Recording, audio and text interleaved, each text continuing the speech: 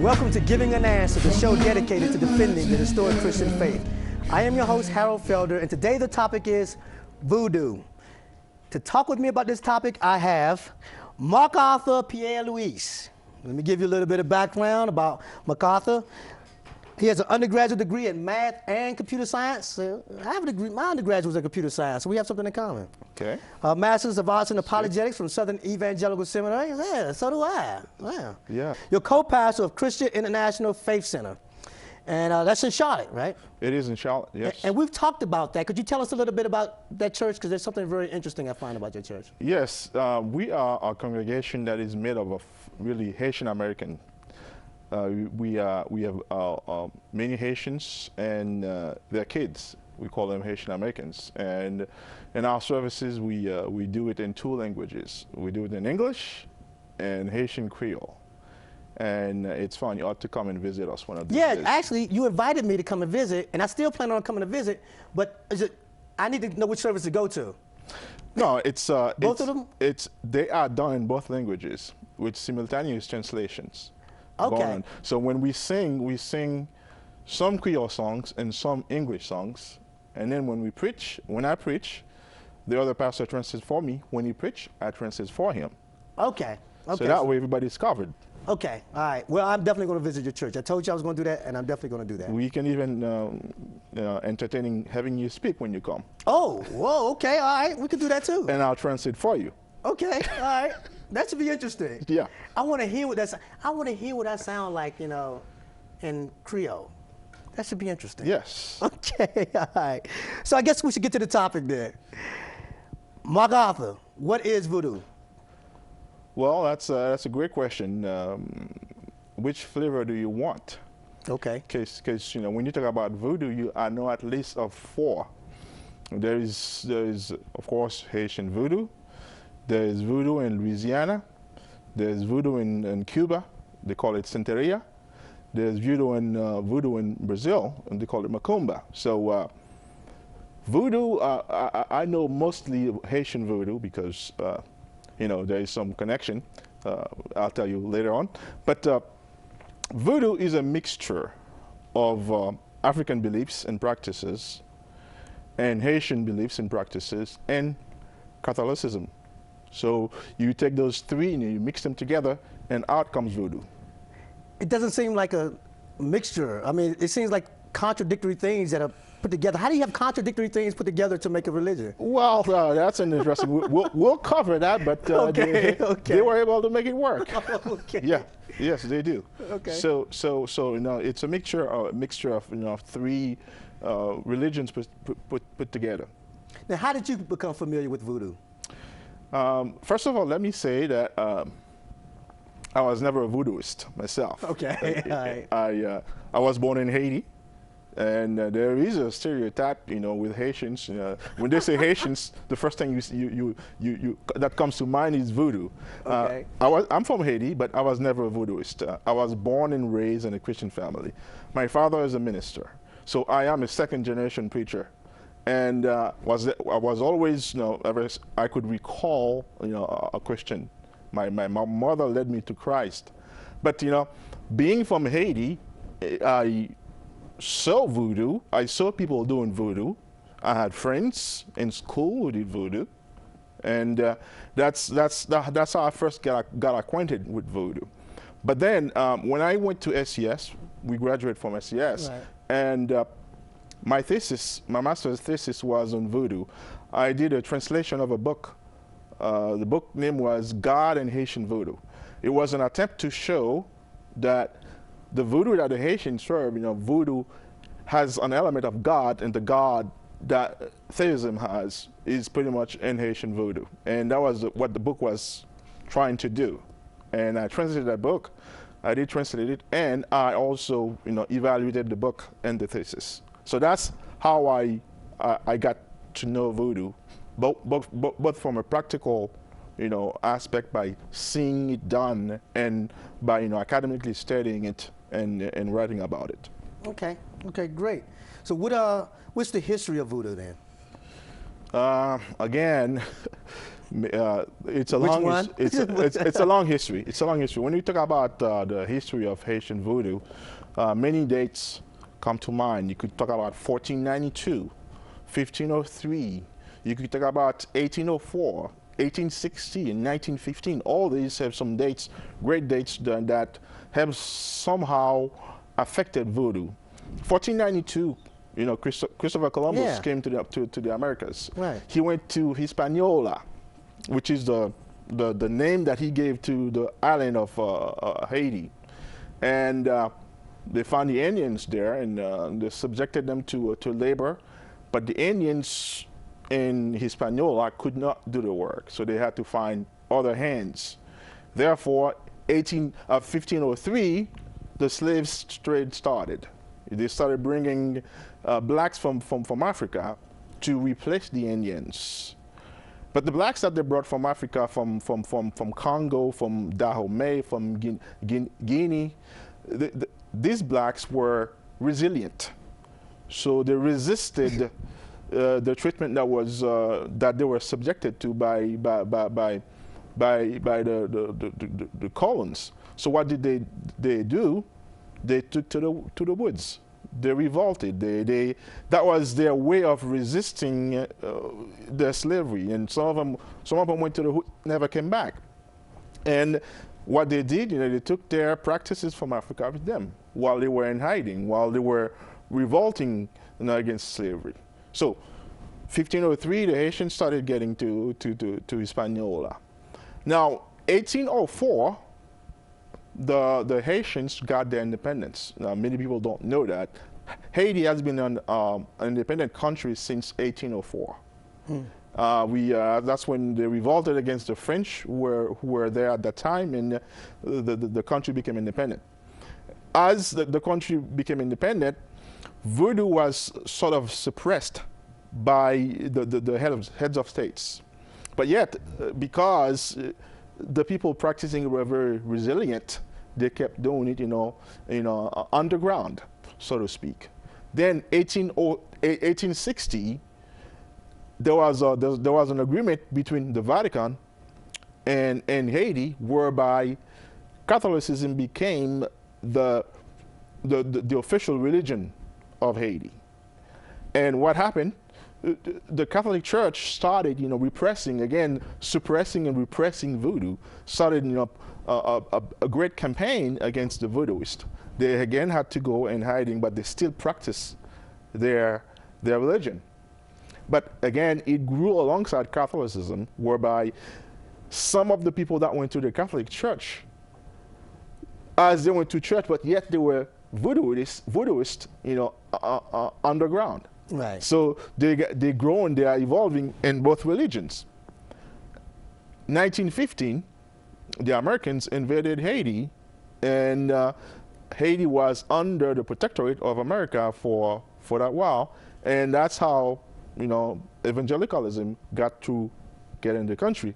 But yet, even though there was an influx of Christianity, so to speak, in Haiti, but yet voodoo kept going.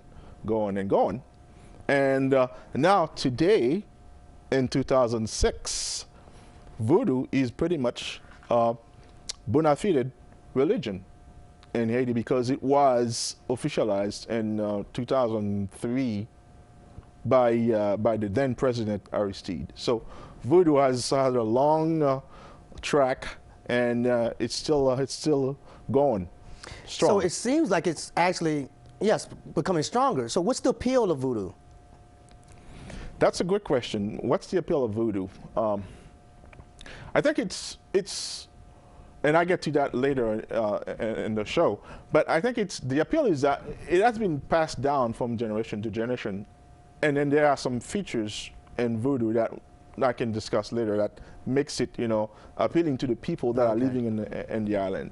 Okay, which is interesting because, with Christianity and voodooism growing together, the point that you're seeing, what I gather from you, is that Christianity is losing out to voodoo. Is that a fair statement? No, I wouldn't say that. I wouldn't say that.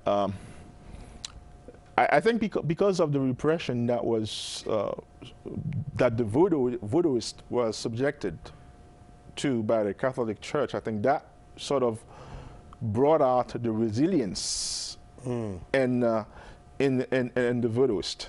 You know, remember, these are people that have been independent since 1804, and that have a spirit of rebellion. When you are forcing something down their throat, they are going to rebel against it. I think that's one of the factors that cause it to grow. But Christianity is not losing out over there. Okay, well, I'm glad to hear that. Yeah. I'm glad I was wrong. Okay, what are the core beliefs of voodoo? One of the fundamental beliefs of the voodooist is that there is something called a loi or spirit. The spirit is controlling their lives, pretty much, so to speak. The spirit or the loi is a fearsome thing because they impose their will on the voodooist. The voodooist has to be very nice to the loi. He has to feed the loi. He has to follow their directions. And these lois that we have replaced, or there is sort of a correlation between the loi and the saints of the Catholic Church. As a matter of saints? Fact, yes, the saints. Wow. Pretty much, you know, and something that is akin to Greek mythology, where, you know, some areas of nature are controlled by God. Right. That concept is also in voodoo, whereby there is one loi that may control water. It is the law of water, or the Lord of water. There may be a loi that controls the harvest. There may be a loi that controls, you know, the cemetery. And when you go to the cemetery, you have to when you go do something in the cemetery, you have to have the permission of the loi to do it. So this is sort of close to Greek mythology, but I don't think it is a god. It is a spirit that is in the religion, because the voodooists, they know that there's a God, there's a supreme being that is there, but yet that supreme being is not involved in their daily affairs. The loi is the one that is in their day-to-day business.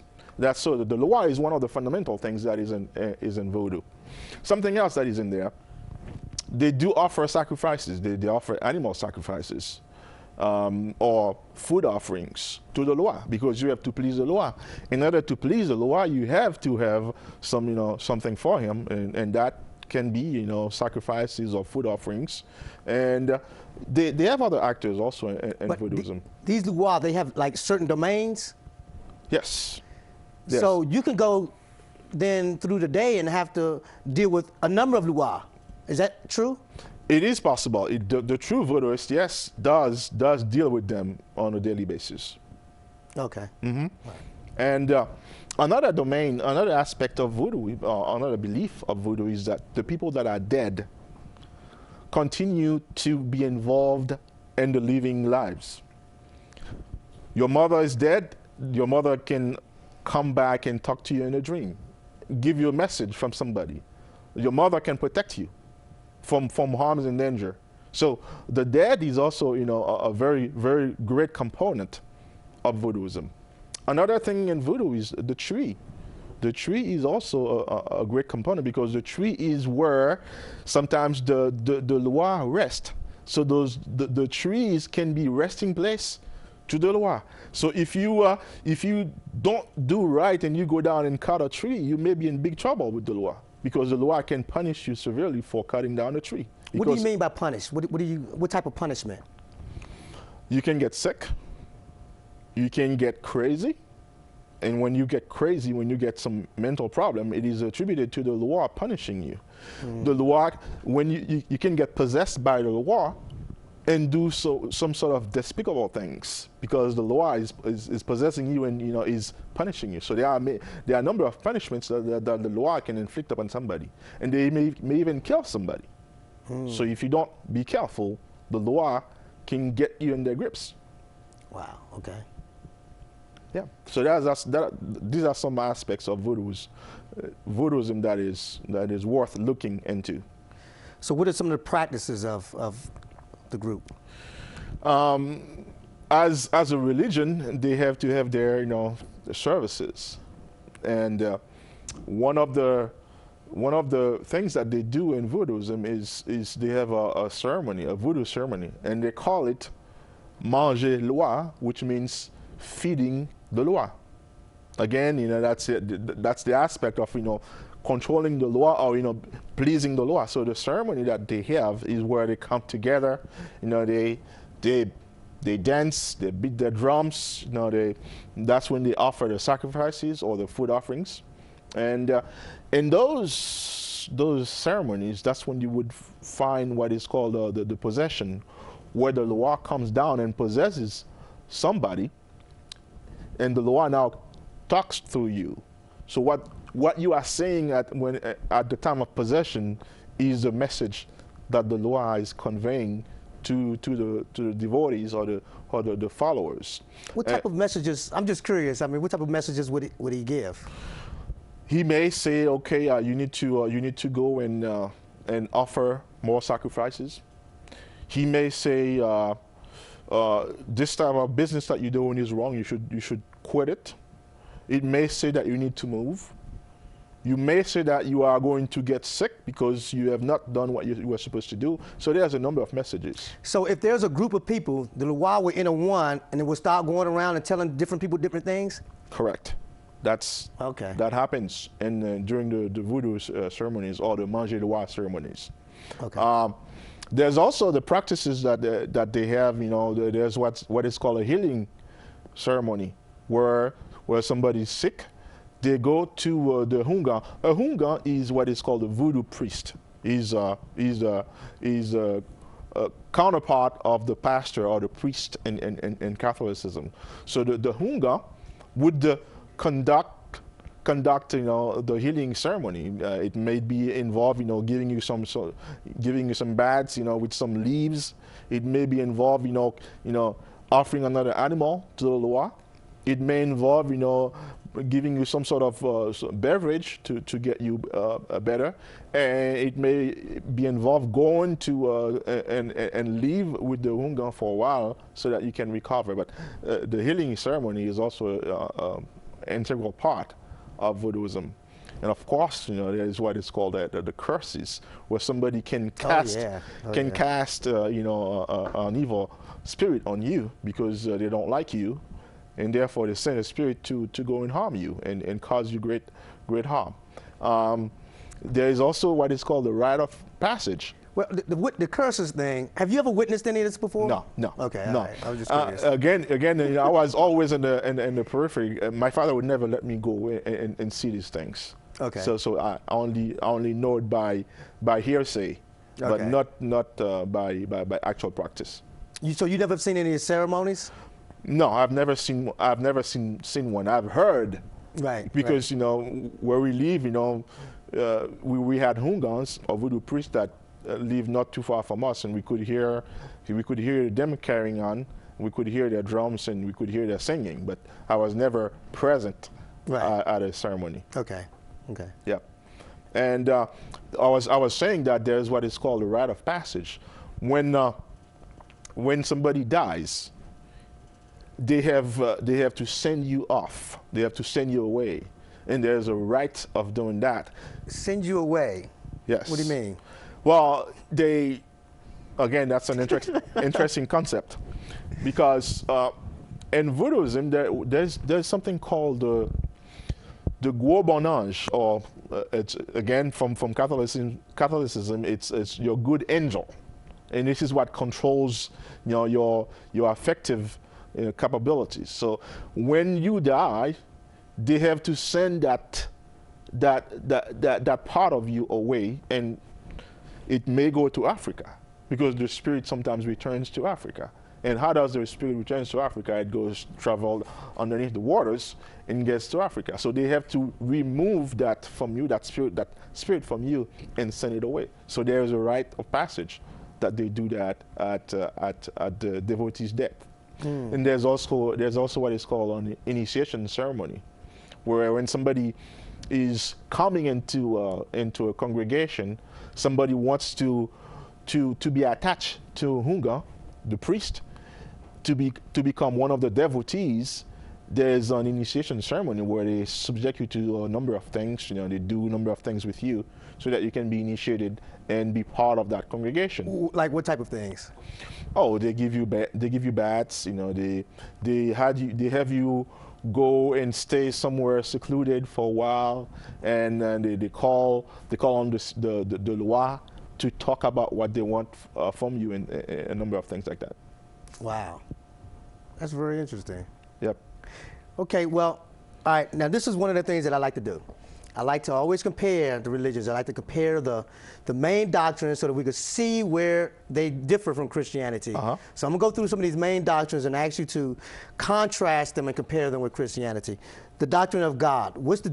How does the view of voodoo different than the view of Christianity of God? Again, the voodoo believe in God. The voodooist believes in God. They believe that there's a God, and he is the God of theism, because I think this is one of the features that they borrowed from Catholicism.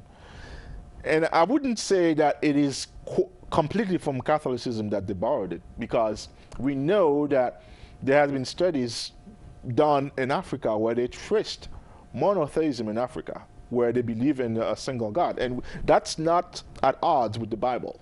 Right. Because the Bible says that, you know, we are able to arrive at the knowledge of God by looking at nature. Right. So this is not, you know, at odds. Natural revelation. Exactly. So when the voodooist, whether it's from Africa or whether it's from Catholicism, they believe that there is a supreme God that is there. But he's a good-natured father.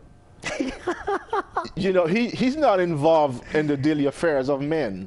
Okay. Because he has the law to take care of that. So the voodooist will not appeal to God as much as a Christian would.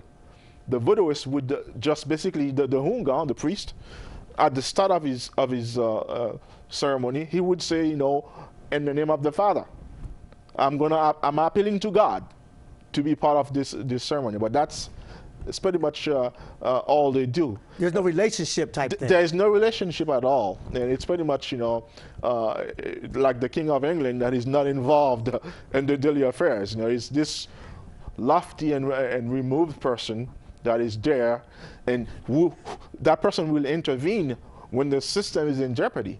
When there's problem, God will ultimately intervene to save, you know, to save the state, so to speak. But he's not involved in the day-to-day operation. They even have sayings in Haitian and Creole that say that God, he knows how to give, but he doesn't know how to divide among the people. So God, the God that is in voodoo is a God that is pretty much, you know, very, very transcendent. And there's no personal relationship at all with that God. They will name it. They will say that God is good, but that's the extent that they will go. So can you pray to him, or do you have to go through the luau? No, you don't pray to God. You don't pray to God. You just everything you do is to the luau. And again, let me point out, you know, the connection with Catholicism here. You know, in Haiti, the Catholics, you know, they don't go to God. They go to either Mary, or they go to the saints. So you got a point there too. They ask the saints for something, but they don't go to God. Right. So I think this is I would say a decaying aspect that we see, you know, that is coming from Catholicism and then transpiring into voodoo. Okay. Okay.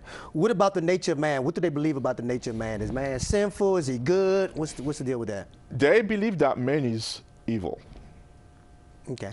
They believe that, you know, you have to watch out because this man is after you to get you. He's gonna get, if he can get you, will get you because he's bad. So you have to watch out. So therefore, you got to get your talismans ready. You got to get your talisman. His name, the name in Creole is point. You got to get your point. When you get your point, then people cannot harm you. What do you mean? What do you mean? A talisman is something that you wear to protect you.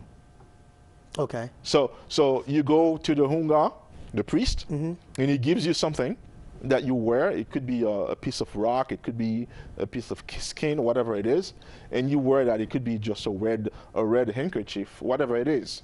So you wear that. It could be a little necklace or whatever it is, and you wear that, and that protects you from people doing evil against you. If you're good at something, there's always the perception that somebody's going to get you for that. So being good at something? Yes.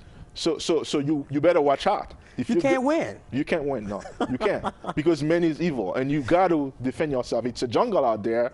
Therefore, the strongest person will win. Wow. What about Jesus? What do they think about Jesus? Jesus is not or seldom spoken of in Voodooism. There's not the concept of the Son of God, Jesus the Son of God. This is again, Catholicism does not emphasize Jesus that much. Right, right. I mean, Mary, takes in many places takes precedence over Jesus. Right. So therefore, what do we see? We see, they don't know about Jesus that much. At best, I could say he's probably a high level Loa. At best. A higher level Loa, huh? Yeah.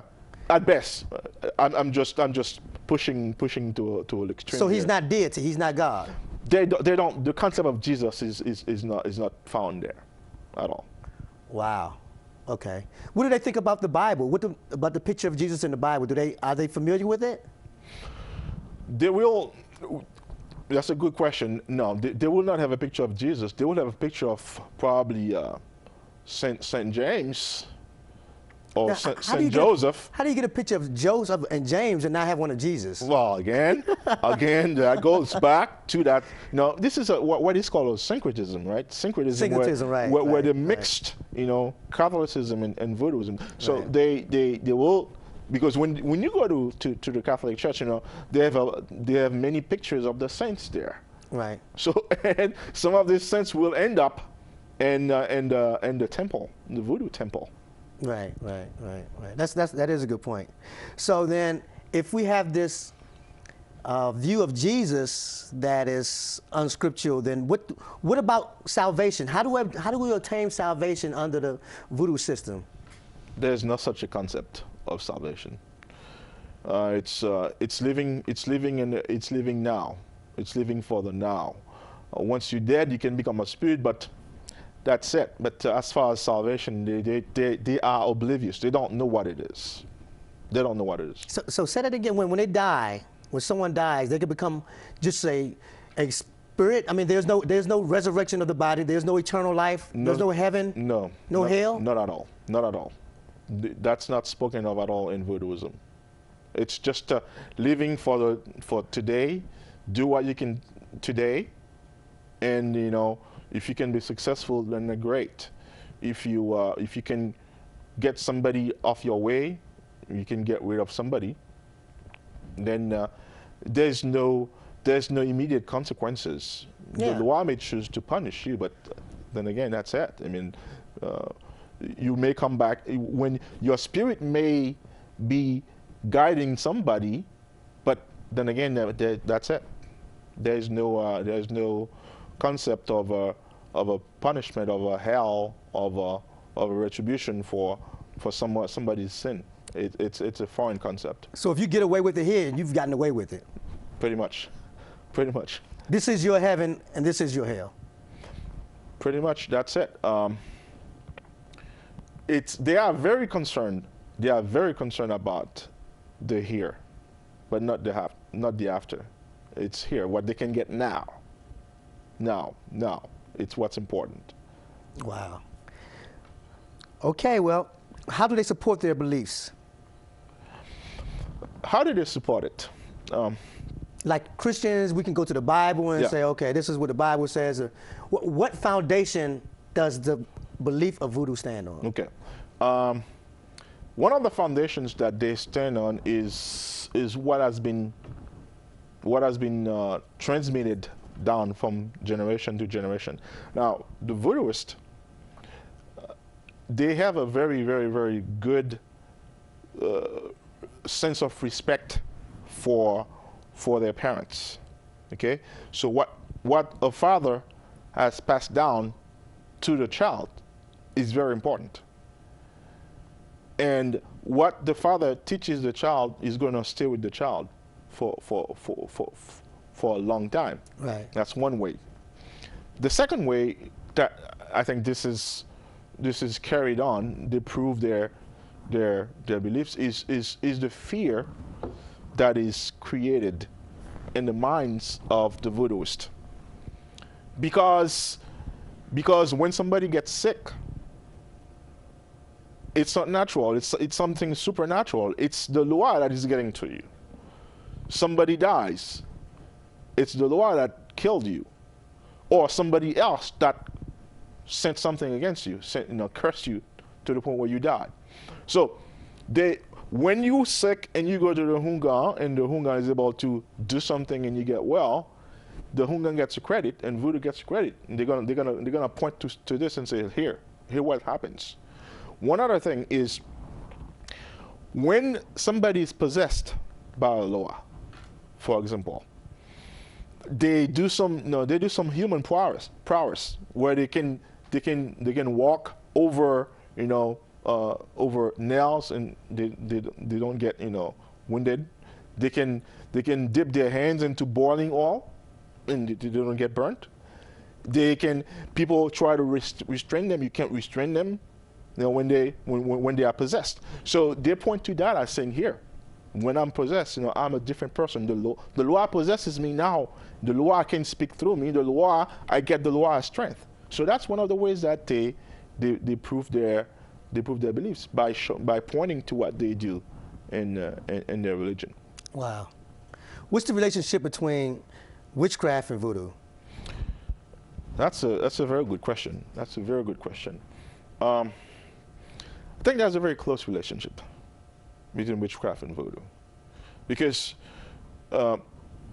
witchcraft is about doing evil to somebody else, trying to do something to control somebody else to your advantage, and there's a great deal of that in voodoo.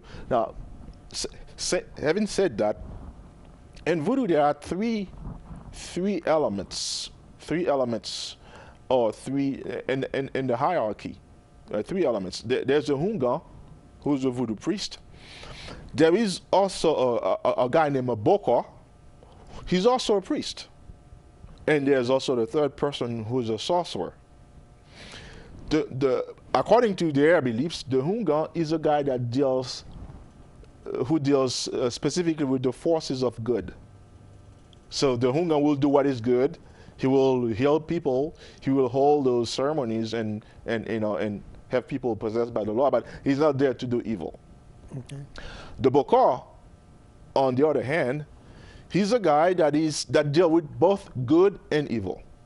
He can send a curse, and he can heal somebody of a curse. So he deals in both ends of the spectrum. Now the sorcerer is completely evil. He's a guy that is out there to get rich of you. He's out there to send bad spirit against you. He's out there to basically do evil. So these three elements, is important in understanding, their idea of witchcraft. How are they looked upon by the community, within the voodoo community? These three separate people. I mean, are they respected? Are they just feared? Are they feared and respected? The Hungan is respected. Is respected, and he is as a father for the devotees. The Bokor has a lesser degree of respect, but yet still feared. The Hungan is also feared, but the sorcerer is feared. I mean, is loathed. I mean, people don't go near him because of the power of evil that he has. And what's the relationship between Satanism and voodoo?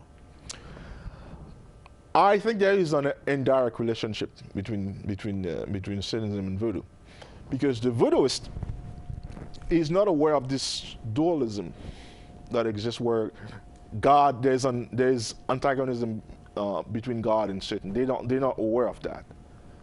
They know that there are some evil spirit that can do harm, but they think that it's God that allows that to happen. And when you send a curse to somebody, you know, it's basically in the system. It's built into the system. But if I go a little bit further, I would submit that in voodooism there's a great deal of Satanism involved. Especially, let me point to the possession aspect. When somebody is possessed, the crisis, they call it the crisis of possession. When somebody is possessed, I look at it, I see all the elements of demon possession there. Exactly. You know, in demon possession, you are your strength is increased. You know, you are oblivious to pain, and you can speak on behalf of others, as we can see in the Bible. When somebody is possessed, they speak. When that girl was possessed, now when the man was possessed, they ask him, "What is your name?" He said, "My name is Legion." Right. So to me, indirectly, you know, there is a connection, but the voodooist may not be aware of the connection, but it's there. Right.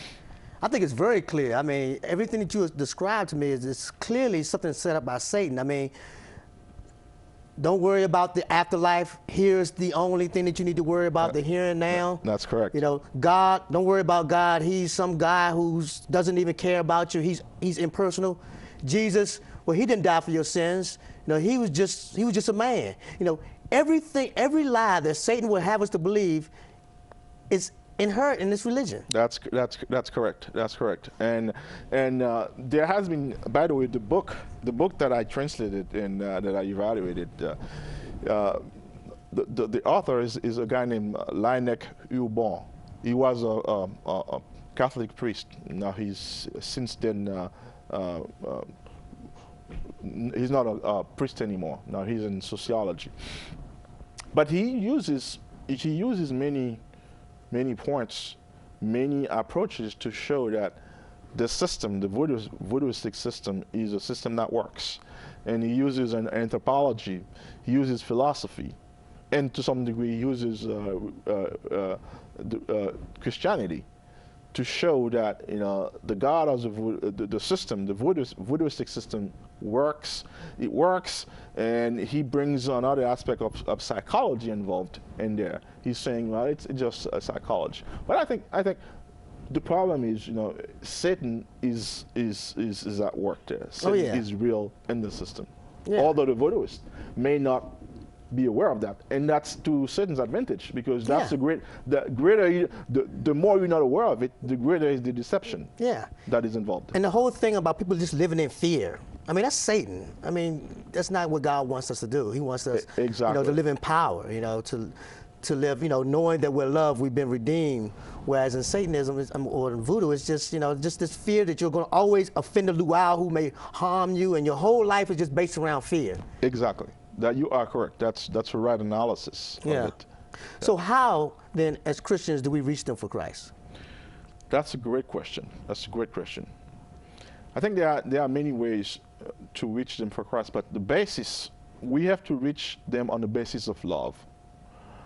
When the truth is spoken in love, it is better received, although it still hurts.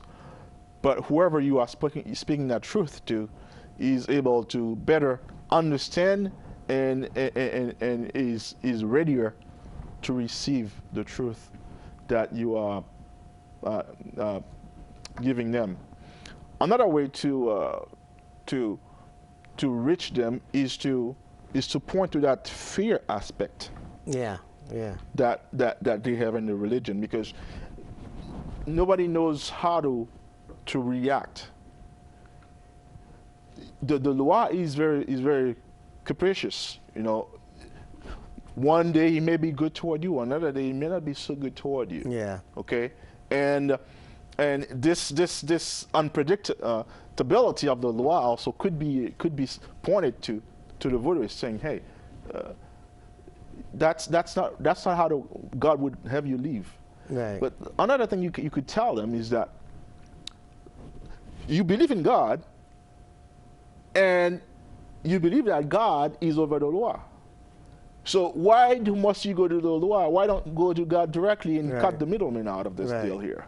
Because after all, they are harming you, But God says He wants to do you good. Right. So therefore, you would be best go directly to God and remove that element completely, that enslaving element that is there in the system. I think if you do that, I think you can reach them. But first of all, it must be done in love. Okay. Well, Marc-Arthur Pierre-Louis, thank you for coming on the show, talking about voodoo. It's been a great, enlightening, and educational experience, I know for myself. That will end this episode of Giving an Answer. Be sure to join me again next time. And until then, goodbye and God bless.